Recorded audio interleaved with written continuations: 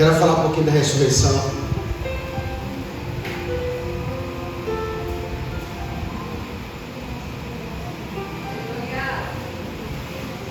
Meu desejo é que todos vocês consigam ensinar acerca do Reino de Deus, salvação, ressurreição, tribunal de Cristo.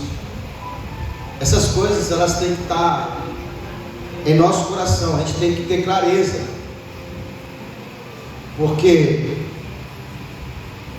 pode pegar aí crente velho aí, você perguntar isso para ele, ele não sabe como que vai acontecer, como é que são, está tudo escrito na Bíblia, mas eles não sabem. E por que isso é importante? Porque isso é vida, irmão, dentro de nós. Se eu não sei o que vai acontecer amanhã, eu não consigo me preparar hoje. E por que tem muita gente se desviando do propósito de Deus? Porque ele está vivendo essa vida como se essa vida fosse a única. E nós precisamos, como igreja, estudar, aprender a palavra de Deus de tal forma que você viva o hoje tendo a visão do que vai acontecer, para que você não seja enganado. Se nós tivéssemos mais tempo, ou a gente estivesse mais firmes, né, nesse propósito, por exemplo, a gente tem que ler essas cartas de Paulo, a gente tem que estudar de novo o Apocalipse, a gente tem que falar dos fins dos tempos, para que a gente não seja enganado. Hoje eu vi um vídeo no Instagram, Carnaval de Bahia, Baby Consuelo aproveitou uma deixa e deu uma palavra lá, falando que nós estamos no princípio de dores. Aquela endemoniada da Ivete Sangalo tentou dar uma cortada lá, mas não tem jeito, né? Eu não vou deixar. Quem era para falar que não vai deixar? Mas isso aí é o ímpio, ele não crê. A minha preocupação não é o ímpio, essas palavras não são para o ímpio. A tribulação, o arrebatamento da igreja não é para o ímpio, é para a igreja. O que me deixa triste é gente da igreja não saber dessas coisas. É isso que me deixa triste. Então, a gente quer fazer culto, precisa fazer culto para atrair visitante. Mas a gente não pode perder nossa identidade. A nossa identidade é o quê? Qual é o poder da igreja? É o estudo da palavra, é o conhecimento da palavra. Eu não posso mais, como igreja, pregar o evangelho para salvar a igreja. Mas a gente tem que ensinar a salvação. Eu falei outro dia daquele pastor que esteve aqui, o pastor Hélio. Eu falei para ele assim: pastor, meu dom, meu ministério, a minha chamada é para ensino. Você pega aí, eu falei para ele, pode pegar pastor, pode pegar várias pessoas de igreja e pergunta para eles sobre a salvação, sobre o reino de Deus, sobre a grande tribulação. Não sabe. Às vezes tem uma certa ouviu-se falar, talvez em pregação, mas ela não consegue explicar. Crê, um crê superficial. Então, para isso a gente precisa fazer o quê? Estudar a palavra de Deus. A gente precisa entender o reino de Deus, para que a gente não seja desprevenido. Então abra sua Bíblia no Evangelho, na carta de Paulo, né? Primeira carta aos Coríntios, capítulo 15. Eu quero falar aqui, se Deus permitir, um pouquinho sobre a ressurreição.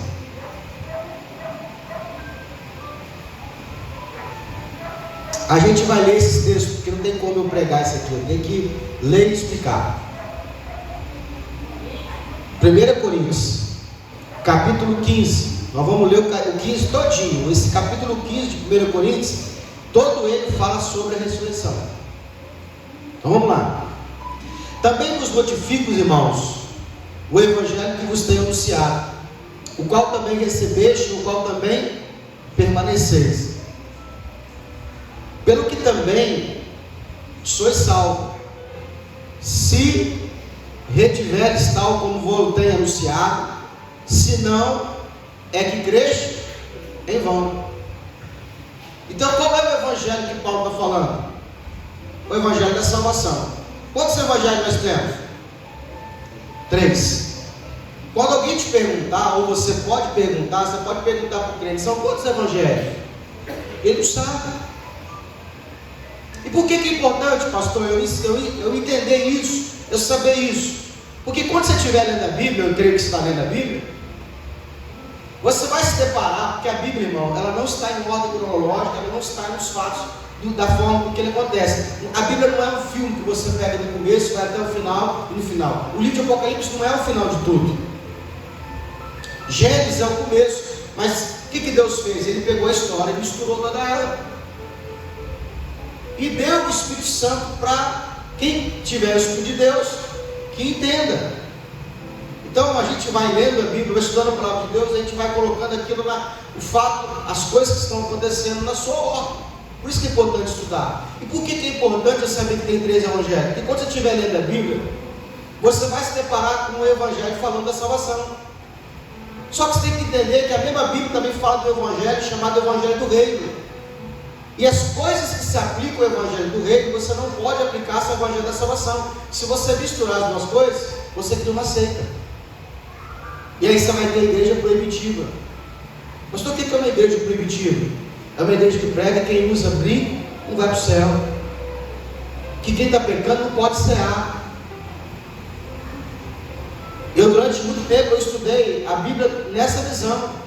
E como eu li as cartas de Paulo, e Paulo fala que aquele que adultera, o adúltero, não herdará o reino de Deus, e eu li que o adúltero não vai para o céu.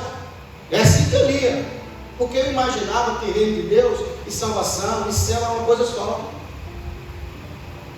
Aí eu me deparava com pessoas que estavam no segundo casamento. O que eu fazia? Desprezava ela, porque enquanto ela estiver no segundo casamento, ela não pode ser salva. Olha o erro. E Paulo não está dizendo isso. Paulo não está falando sobre isso. Então Paulo está falando assim, o evangelho que tenho pregado, se você o retiverdes, ele vos salvará. Versículo 2: pela qual também sois salvos, se é que retiver de tal, como voltei a anunciar, se não, creste em vão. Versículo 3: porque primeiramente vos entreguei, que também recebi, que Cristo morreu por nossos pecados. Se Cristo morreu por os seus pecados, como que os seus pecados te tiram a salvação? Essa é a pergunta que você tem que fazer. Então, se alguém te falar que pelos seus pecados você não tem a salvação, você fala assim: então Cristo morreu em vão, porque a Bíblia diz que Ele morreu para tirar os nossos pecados. Então como é que ele falhou? Então se eu não for salvo, foi quem Cristo falhou. Imagina que você tem uma dívida muito alta, e de repente alguém chega para você e fala assim: eu vou pagar a sua dívida, daqui a fatura do seu cartão, vou pagar ele. Aí você fala: pô, maravilha, você aceita? Aí você fala: aceito. Aí depois do tempo você vai usar o cartão, e quando você passa, o cartão não é negado. Aí você vai ligar para o banco e fala assim: eu passei o cartão aqui, foi negado, porque você não pagou a fatura. Não, mas fulano falou comigo que tinha pago. Então você tem que entender isso. Se o pecado te tira a salvação, quem errou foi Cristo. Então o sangue dele na cruz derramado foi em vão. Irmão, assim, a Bíblia, você não precisa nem ter muito estudo não, é só você raciocinar. Se você perder a salvação, quem errou foi Cristo. Se eu preciso jejuar, eu preciso fazer alguma coisa para me salvar, então todo o sacrifício de Cristo na cruz não foi suficiente. Pastor, então não tem que jejuar? Tem. Você quer ver um versículo que fala sobre isso? A Bíblia diz que os discípulos de Jesus, um homem trouxe uma criança com um demônio desses de epilepsia, que a pessoa ela cai no chão espumando. Quem já viu? Bravo. E a Bíblia diz que houve uma discussão entre as pessoas que estavam ali. E aí chega Jesus no meio dos discípulos e daquele acontecimento.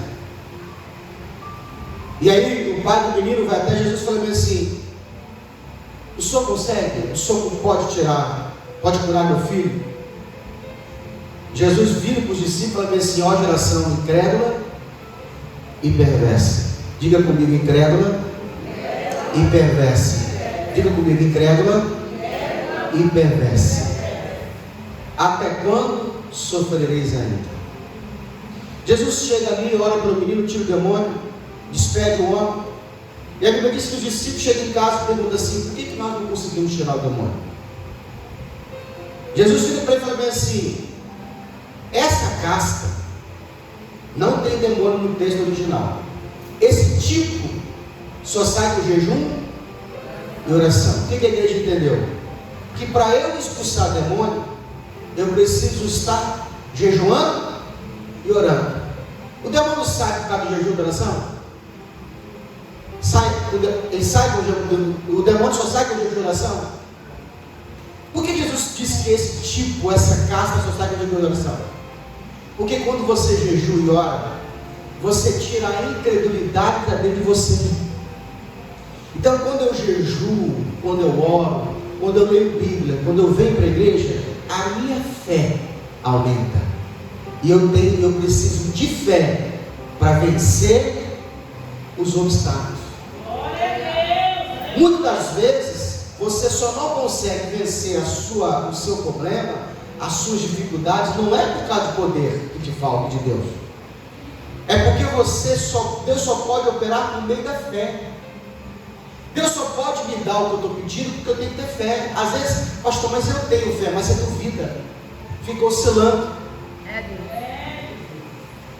Sabe? Oscila. Por que os demônios não saíram? Porque eles duvidaram. Quando Jesus chega e repreende, Jesus fala assim: ó geração incrédula e perversa. Então, quando eu jejuo e oro, não é para o demônio sair, é para que eu tenha fé. Quando eu estou passando por uma luta muito grande, onde eu estou orando e não está fazendo o efeito, o que eu tenho que fazer? Eu tenho que orar, eu tenho que jejuar, eu tenho que me consagrar. Para quê? Para que Deus opere? Não, para que eu tenha mais fé. Quem está entendendo? Essas são as armas, porque Deus só pode operar por meio da fé.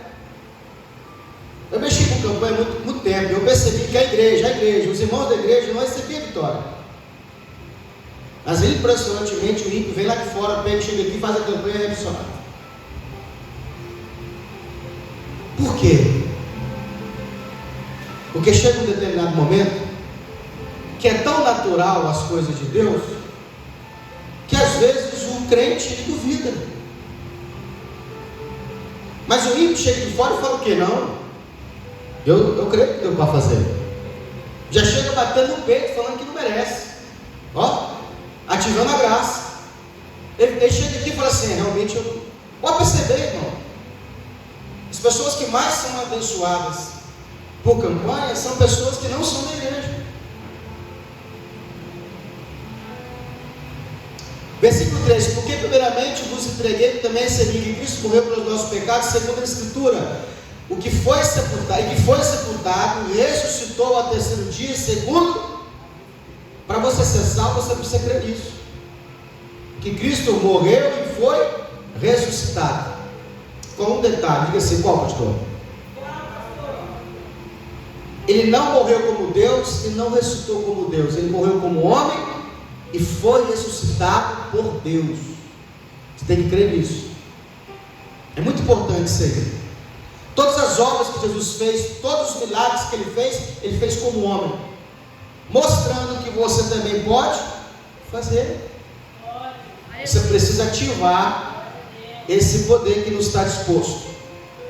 Versículo 5: e que foi visto por Cefas, e depois pelos 12, depois foi visto por uma vez por mais de 500 irmãos, dos quais ainda vive a maior parte deles naquela época. É claro que já morreram, né, essas pessoas, mas alguns já dormem também. Versículo 7: depois foi visto por Tiago, depois pelos apóstolos, por último a todos me apareceu a mim como um abortivo, porque eu sou o menor de todos os apóstolos, não sou digno de ser chamado apóstolo, porque persegui a igreja de Deus, mas pela graça de Deus sou o que sou. A sua graça para comigo não foi vã, antes trabalhei muito mais do que todos eles, porque Paulo se achava devedor. Então você que se acha devedor de Cristo tem que trabalhar mais para a obra de Deus. Não tem que trabalhar para se salvar, você tem que trabalhar para poder o quê? Para você receber o galardão, a recompensa. Trabalhei mais do que todos eles, todavia não eu, mas a graça de Deus que está comigo. Então, ou seja eu, ou seja eles, assim pregamos e assim haver escrito. Ora, se se prega que Cristo ressuscitou dos mortos, como diz alguns de vós que não há ressurreição dos mortos? E se não há ressurreição dos mortos, também Cristo não ressuscitou. E se Cristo não ressuscitou, logo a nossa é vã a nossa pregação e também a vossa fé. Assim somos também considerados como falso testemunha de Deus, pois testificamos de Deus que ressuscitou. Paulo falando que quem ressuscitou a Cristo foi Deus. Por que está repetindo isso, pastor? Porque você precisa acreditar nisso. A sua salvação, ela depende que você creia que Jesus Cristo morreu e foi ressuscitado dentre os mortos pelo poder de Deus. A salvação está baseada nisso. Você tem que professar isso, você tem que dizer isso, você tem que crer isso. Não é só crer que Jesus Cristo é Senhor.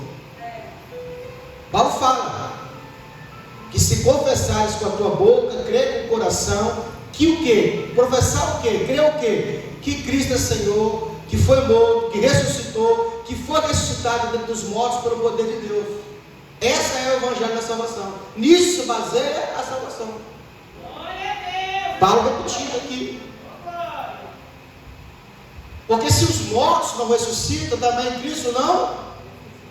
E se Cristo não ressuscitou, é vã a nossa fé. E ainda permanecemos nós nos nossos pecados.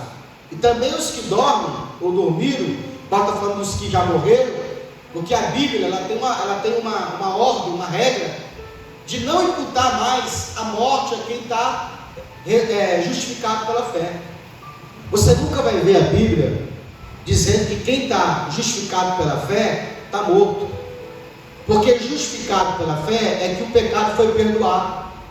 A Bíblia só fala de morte quando há o pecado. O salário do pecado é a morte. Mas toda vez que fala de um cristão que foi justificado do pecado, não usa o termo morrer, usa o termo dormir.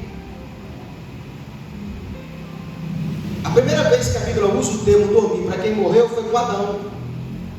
Que quando Deus foi tirar Eva da costela de Adão, falou o quê?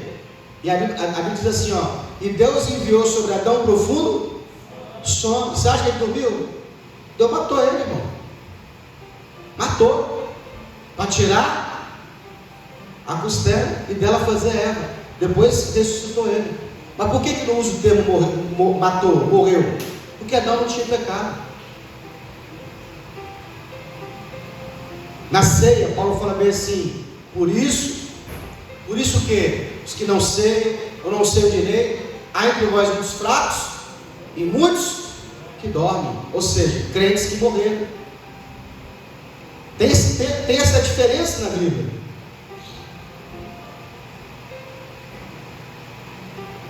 Versículo 18: também os que dormiram em Cristo estão perdidos. Se esperarmos em Cristo só nessa vida, somos mais miseráveis do que todos os homens. Aqui eu vou dar uma adenda.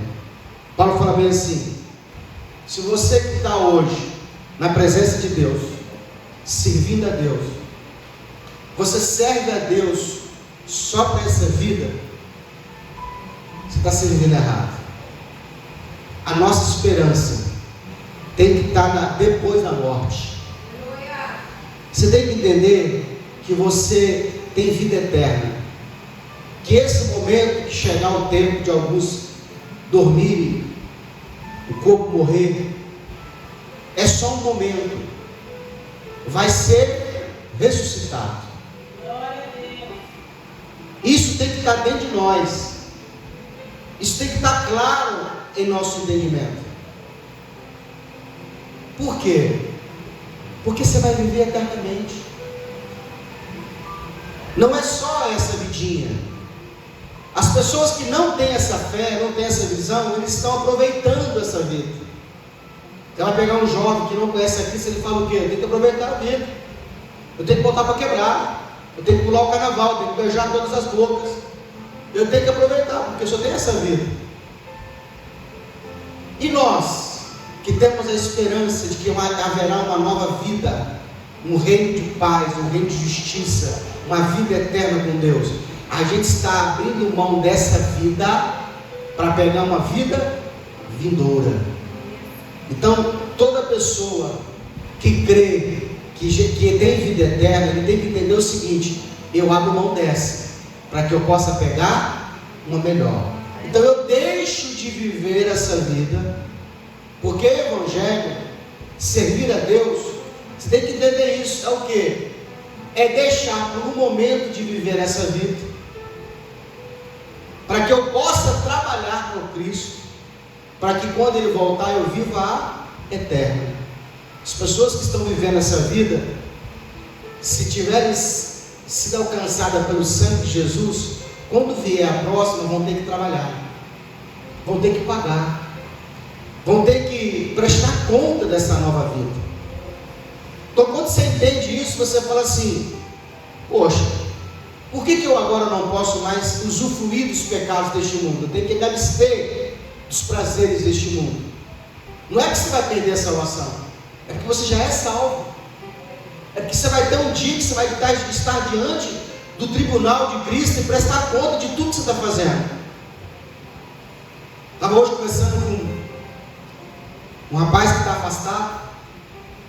Eu falei com ele assim: você sabe por que o crente não consegue viver esse mundo plenamente? A pessoa que já aceitou Jesus, já foi de igreja, tá, por algum momento ele tenta ir para o mundo e não consegue. Por que Deus não permite? Por que não permite? Por que o ímpio ele consegue viver o mundo sem ter consciência pesada? Porque o ímpio, ele está morto. A consciência dele não cobra ele. O crente, por mais que ele queira se desviar, ele fica sempre sendo cobrado no seu interior, que haverá um dia de prestação de conta. Jesus diz assim: ó, quando eu for embora, eu partir deste mundo, eu não vou deixar vocês só. Eu vou enviar o Consolador. E esse Consolador, o Espírito Santo, ele vos convencerá do juízo, do pecado e da justiça. Então nós, os que estamos na igreja, porque quando eu falo igreja, não é o templo, somos igreja, membros desse corpo. Se eu quiser me afastar, eu posso me afastar, mas eu não vou conseguir viver aquela vida que eu vivia antes, sem ter preconceito, sem ter uma consciência me cobrando.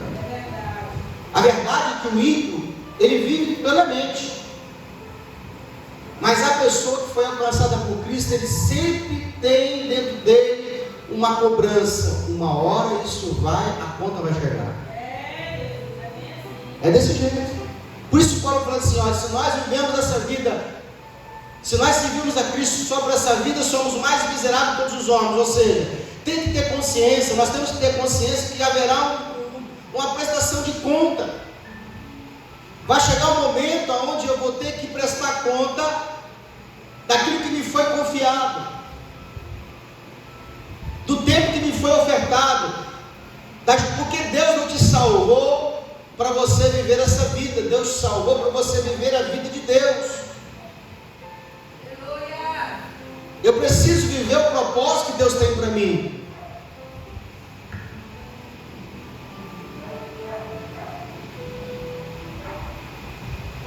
Se esperarmos em Cristo só nessa vida, somos o mais miserável de todos os homens. Versículo 5, 20. Mas, agora, Cristo ressuscitou dos mortos e foi feito a primícia dos que dormem. Cristo foi feito a primícia dos que dormem. Primícia fala de primeiro. Cristo foi o primeiro que ressuscitou dentre os mortos? Ou teve gente que antes foi ressuscitada antes dele? É, igreja. Cristo foi o primeiro que foi ressuscitado. Moisés foi ressuscitado primeiro. O próprio Jesus ressuscitou algumas pessoas, como Lázaro. a Talita, a menina, filho de Jairo. Várias pessoas que passaram por Jesus foram ressuscitadas. Mas por que a Bíblia diz que Cristo é a primícia dos que dormem? Porque Ele foi o primeiro que ressuscitou em corpo imortal e glorificado. Nunca ninguém antes, em corpo humano, recebeu a imortalização, porque as pessoas que morreram e ressuscitou antes de Cristo, elas não receberam ainda a vida eterna, ou a vida eterna, a imortalização, não está neles ainda plenamente. Moisés, ele ressuscitou, mas ele vai voltar a morrer de novo.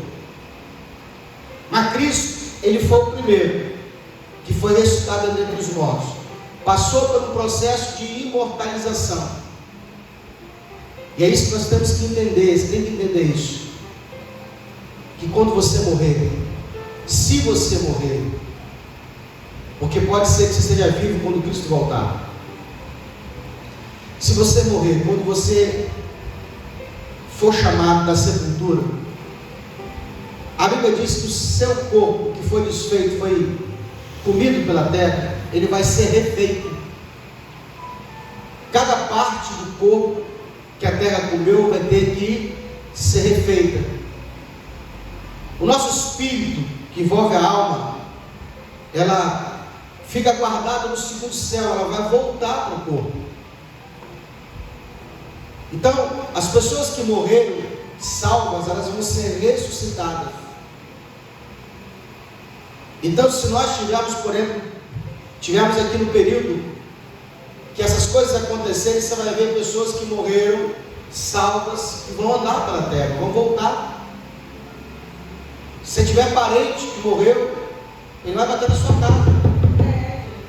Você vai abrir a porta.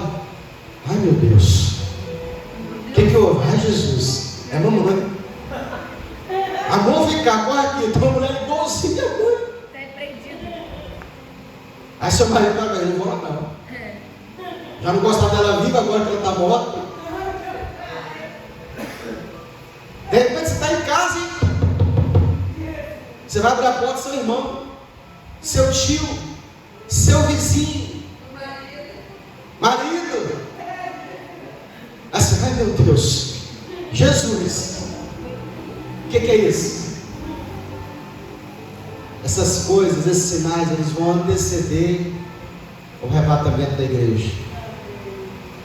Paulo vai dizer assim, porque vai haver a trombeta vai tocar, a última trombeta tocará, os que morrerem em Cristo serão ressuscitados primeiro, depois nós, os que estamos vivos, seremos transformados. Isso tem que estar na nossa mente, irmão. Você tem que pensar nisso todos os dias. Por quê? Porque quando você tiver na decisão de vir para a igreja, você tem que pensar nisso. Vai ter um tempo onde essas coisas vão acontecer. Você tem que viver o reino de Deus como se ele fosse realidade na sua vida. A Bíblia diz assim, desperta tu que dorme. Você tem que se despertar. Todos nós que fomos salvos, que um dia levantamos a mão, um dia confessamos a Cristo, vamos estar diante do tribunal de Cristo, e Cristo vai te perguntar o que você fez com a sua vida na terra. Porque todos nós somos um cristão, somos um Cristo, um Salvador, uma pessoa que vai levar salvação para a sua família, para o seu parente, para a sua rua. Você é uma pessoa que Deus está colocando na sua casa, Deus está contando com você lá, para acender a candeia. Se todo mundo falhar, você não pode falar, porque Deus conta contigo. É você. Na sua rua, Deus está contando contigo. Nós temos que ser o altar de Deus. O que é o altar? Onde as pessoas se achegam para encontrar com Deus. Quando alguém chegar perto de você, ela tem que ver a face de Deus. Você tem que ser o quê? Você tem que alimentar ela com a fé, com a experiência. Nós alimentamos as pessoas que estamos fracas. Estava hoje mexendo no carro, parei o carro, estou falando com o rapaz, vai ter o tribunal de Cristo, vai ter a prestação de conta, ele está com cigarro fumando, falando, rapaz, eu vou me converter, desse jeito eu vou me converter. É crente, já foi de igreja. Por que nós precisamos fazer isso? Porque Paulo falou bem assim, eu sou o menor dos apóstolos, Eu trabalhei mais do que todos eles. Aí Paulo fala, não eu, mas a graça de Deus na minha vida. Porque quem faz a obra é Deus. Ele só usa o seu corpo, se você deixar. Ele só usa a sua boca, se você deixar. Ele só usa as suas pernas, o seu braço, se você deixar. É muito importante nós entendermos isso. 5 minutos. Versículo 20. Porque assim como a morte veio para o homem, também a ressurreição dos mortos veio para o homem. Porque assim como todos morrem em Adão, todos também viverão e serão vivificados por Cristo. Mas cada um por sua ordem. Cristo as primícias, depois os que são de Cristo na sua vinda. Depois virá o fim, quando tiver entregado o reino de Deus ao Pai, e quando houver aniquilado todo o império e toda a potestade e força. Porque convém que reine. Paulo está dizendo, primeiro veio o reino. Diga comigo, primeiro veio o reino. Então você tem que entender que o juízo final, o fim do mundo, só vai acontecer depois que Cristo descer e reinar sobre essa terra. Não vai haver fim do mundo sem Cristo reinar. E nós, como igreja, temos que estar preparados para quando Cristo vier para reinar. Porque Ele vai reinar para nós, os que somos salvos. E 1/3 da terra que vai ser poupado. E eu te pergunto nessa noite, aonde você quer estar quando Cristo estiver reinando? Você quer estar debaixo do governo ou junto com Cristo governando? Eu quero reinar. Eu quero sentar no trono junto com Cristo. Porque Jesus vai dizer no livro de Apocalipse: ao que vencer, darei o direito de sentar no meu trono, assim como eu venci e sentei no trono do meu Pai. Você tem que estar com isso na cabeça. Isso tem que estar te motivando. Quando essas coisas da terra, desse mundo falharem, você tem que dizer assim: haverá um mundo vindouro, haverá um reino de 1000 anos, onde Cristo vai fazer justiça, e eu quero estar do lado com Cristo. Pastor, e se eu não vencer?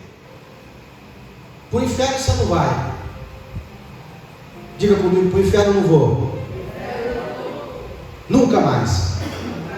Mas existe algumas disciplinas do reino que são comparadas com o inferno. Existem algumas disciplinas que serão aplicadas no ano milenar, que elas podem ser comparadas com o inferno. No reino haverá prisões, açoites, porque existem pessoas que vão ser galardoadas, níveis de galardão pelaquilo que ela fez. Mas existem pessoas que vão chegar devendo tanto a Jesus, porque no tempo desse tempo agora, ele não fez nada, ele empurrou com a barriga, ele deu desculpa, botou culpa na chuva, botou culpa no sol, botou culpa no ladrão, botou culpa em tudo. Naquele dia, naquele momento, ele não vai poder se desculpar, porque quando a desculpa acaba, só sobra a realidade. Essa é a verdade. A desculpa tem um limite, irmão. Fica botando desculpa para tudo, uma hora a desculpa acaba e fica a realidade. E nesse dia, é um dia marcado, é o dia do Senhor. Vai chegar. E eu quero que você esteja do lado de Cristo, recebendo o galardão. Porque convém que ele reine até que haja posto os inimigos debaixo dos seus pés. Ora, o último inimigo que há de ser aniquilado é a morte. A morte é um espírito. É um espírito, não é a doença. A morte é um espírito que vem levar a alma. Versículo 27, porque todas as coisas se sujeitou debaixo dos seus pés, mas quando diz que todas as coisas estão sujeitas, claro que se excetua aquele que sujeitou todas as coisas. Ou seja, Deus entregou todo o reino na mão de Cristo, e Cristo governará sobre todas as coisas. Todo joelho se dobrará diante de Cristo. Toda a potestade, todo o poder, toda a autoridade vai ter que dobrar o joelho. O diabo, os demônios, todo governo, a pessoa que se entende na terra, que é maior, que é mais poderosa, vai ter que dobrar o joelho. Então todas as coisas vão estar sujeitas a Cristo. Aí Paulo fala, exceto o pai, que é maior do que o filho. O pai não vai estar sujeito. O pai, Cristo vai entregar o reino. Depois de 1000 anos, Cristo entrega o reino ao Pai, como uma empresa onde se presta conta. E quando todas as coisas estiverem sujeitas, então também o mesmo Filho se sujeitará àquele que todas as coisas lhe sujeitou, para que Deus, Pai, seja tudo. De outra maneira, o que farão os que se batizam pelos mortos? Absolutamente os mortos não se dá, porque os que se batizam por eles são mortos. Então, as pessoas que se batizam pelos mortos. Versículo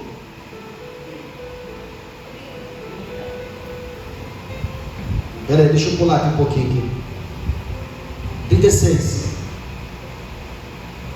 35, versículo 35. Mas alguém dirá: como ressuscitarão os mortos? E com que corpo virão? Insensato, Paulo fala. O que tu semeias não é edificado se primeiro não morrer. O que tu semeias não é edificado se primeiro não morrer. Para que você receba a glorificação do seu corpo, a sua alma precisa morrer. Porque Deus não pode entregar o corpo glorificado se o ego, a nossa alma ainda estiver viva. A sua alma precisa morrer. As suas vontades precisam morrer.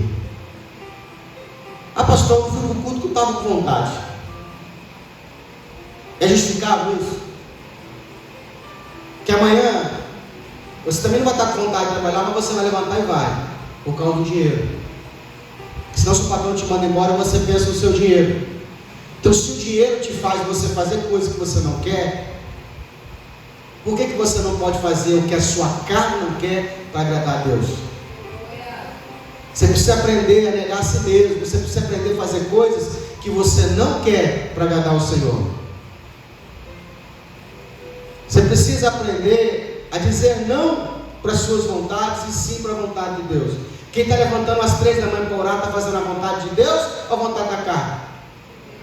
Quando você acorda, sua carne fala assim: hoje não. Deus te entende. Né?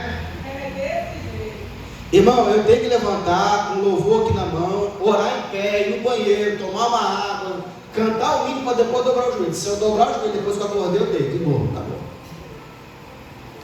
Conhece a minha carne. E quem está levantando, eu creio que está vendo diferença. É Deus. Pastor, eu não consigo levantar 3, pode levantar as 2, não tem problema não. 2h50, até as 4h30, 4h40, 4h50 está valendo. Fala, meu irmão. É a glória de Deus, amado pastor. Esse anjo de Deus, eu já tinha esse hábito. Agora só a única diferença é que agora nós estamos Em força, todo mundo unido ali. Nossa, e é por isso que está dando mais certo. Eu acho que E eu estou orando para todos, estou orando pelo Marco, estou orando pelo Braz, estou orando pela Ana, estou orando para todos vocês. Eu já orava, né? Sim. E a gente vê o impacto de Deus, a gente vê Deus tocando o coração. Irmão, tem uma pessoa, para a glória de Deus, que ele não é dessa igreja, e ele dizima aqui. Eu falo assim: Senhor, é tu mesmo. Porque para uma pessoa de fora, que não é daqui, que não frequenta a igreja, que não é mesmo da igreja, ligar e falar assim: pastor, me dá o pix da igreja que eu quero fazer uma fidelidade. Todo mês ele manda o dízimo dele e manda o print. E não é coisa pouca não, meu irmão, é dízimo alto. É Deus, irmão, que vai no coração da pessoa e fala: patrocina a minha obra.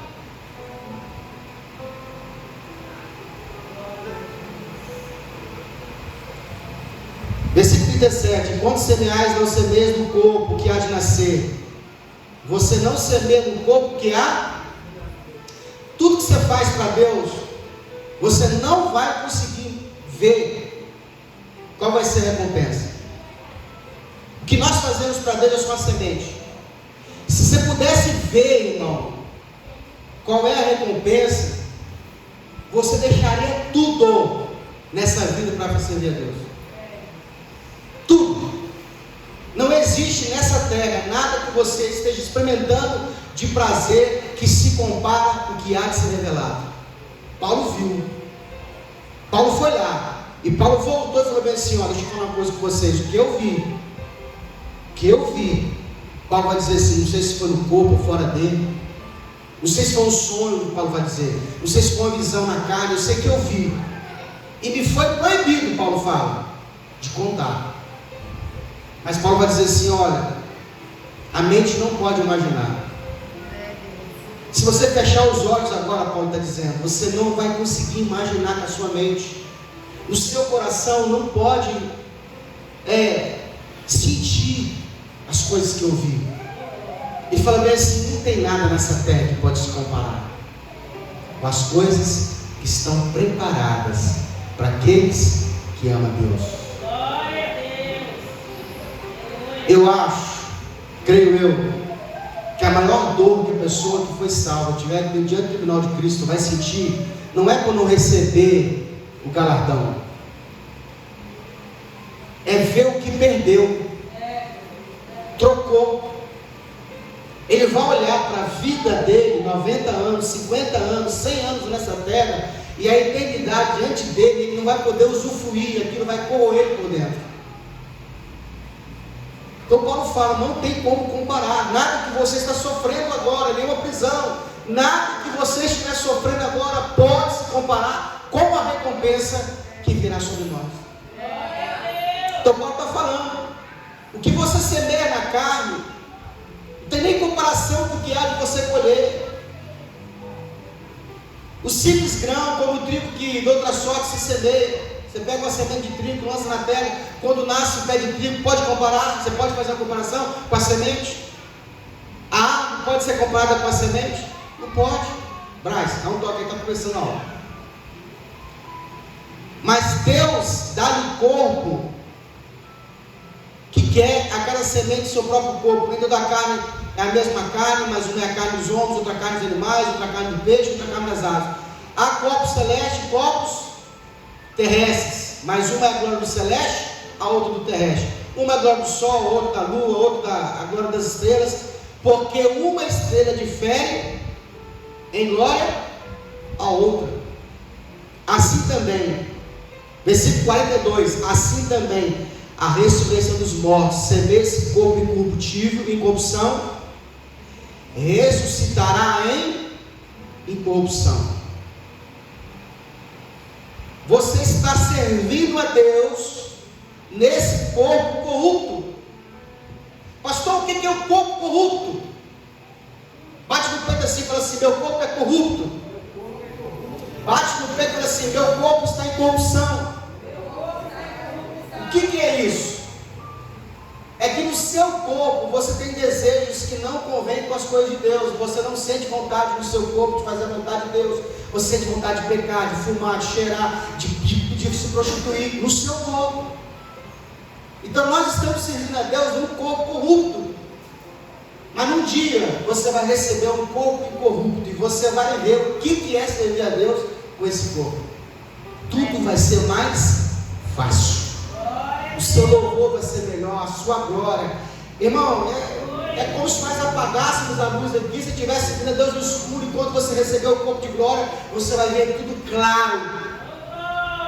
E você vai ver Deus em tudo, você vai sentir Deus como você nunca sentiu antes. Não tem comparação. Não tem como, irmão.